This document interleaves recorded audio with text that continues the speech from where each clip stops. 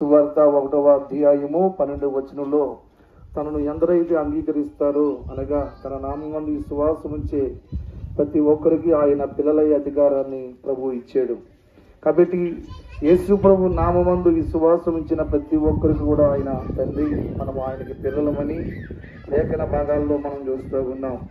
కాబట్టి ఆయన మనకు తండ్రిగా ఉన్నాడు కనుక ప్రతి ఒక్కరు కూడా గమనించాలి.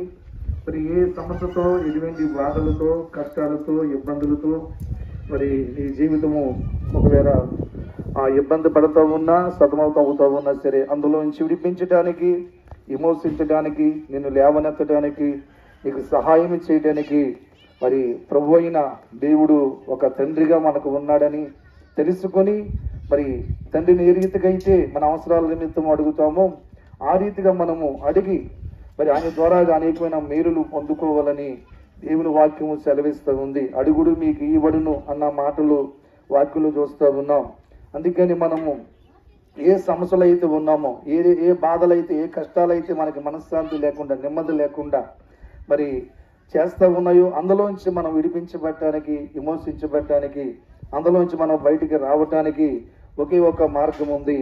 మరి మనము ఆ ప్రభు నామమందు విశ్వాసం ఉంచి అడిగినప్పుడు మనం అడుగువానికి ఇచ్చే దేవుడిగా మనకు కనబడతాడు కనుక అందులోంచి ప్రభు చక్కగా నువ్వు ఏ సమస్యలు పెట్టి బాధపడుతున్నా, మనశ్శాంతి లేకుండా ఉన్నావో అందులోంచి విడిపించడానికి దేవుడు సిద్ధంగా ఉన్నాడని వాక్యం సెలవిస్తూ ఉంది. ఎందుకంటే మరి ఆయన మనకు తండ్రి, మనం ఆయనకి పిల్లలుగా ఉన్నాం.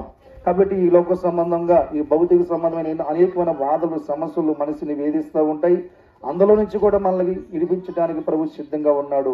అంత మాత్రమే కాకుండా మనిషి యొక్క హృదయంలో ఉన్న ప్రతి పాపాన్ని, ప్రతి యొక్క మరి బలహీనతల నుంచి విడిపించి మన రక్తములు మనల్ని కడిగి శుద్ధీకరించడానికి, నూతన పరచడానికి, మన పాపములకు ప్రాయశ్చిత్తము చేయడానికి యేసయ్య లోకానికి వచ్చాడని వాక్యం సెలవిస్తూ ఉంది. ఈ విషయాన్ని మరువకుండా ఒకవేళ నీ యొక్క పాపముల చేత నువ్వు బంధించబడితే, భయపడితే, ఇబ్బంది పడితే, మనశ్శాంతి లేకుండా ఉంటే నా ప్రియమైన దేవుని కుమారుడా, కుమార్తె, నేను విడిపించడానికి 2025 సంవత్సరాల క్రితము ప్రభువైన యేసుక్రీస్తు వారు నరావతారుగా ఈ లోకానికి వచ్చిన సంగతి మర్చిపోకుండా ఇప్పటి నుంచి అయినా మరి ఆయా సమస్యలు పెట్టి, బాధలు పెట్టి నువ్వు ఒకవేళ ఇబ్బంది పడితే, నలిగిపోతే, కృంగిపోతే మరి నువ్వు ఉన్న స్థలములో ఇప్పుడు మరి ప్రభు నామం విశ్వాసం ఉంచి తండ్రిని ఏ రీతిగా అయితే కుమారుడు పిల్లలు అడుగుతారో ఆ రీతిగా అడిగి మరి ఈ భౌతిక సంబంధంగా అనేకమైన సమస్యల నుంచి బయటికి రావాలని, అలాగే మరి ఈ యొక్క అంతరంగంలో ఉన్న పాపంలోంచి కూడా విడిపించడానికి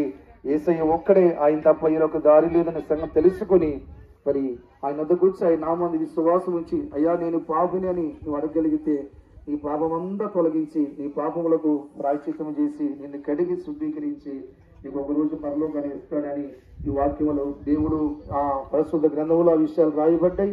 ఈ విషయాన్ని మర్చిపోకుండా ఈ యొక్క సమయములో మరి ఈ సత్యాన్ని గ్రహించి యేసయ్య నామములో విశ్వాసం ఉంచి అనేకమైన బాధల్లోంచి, ఇబ్బందుల్లోంచి బయటకు వచ్చి సమాధానం పొందుకొని, అలాగే పాపంలోంచి కూడా బయటకు వచ్చి రక్షణ మారు మనసు పొందుకొని నిత్య రాజ్యానికి మనమందరూ వారసులు కావాలని ఈ మాటలు చెప్పి ముగిస్తా ఉన్నాను. ఈ వాక్యం దేవుడు దీవించునుగాక.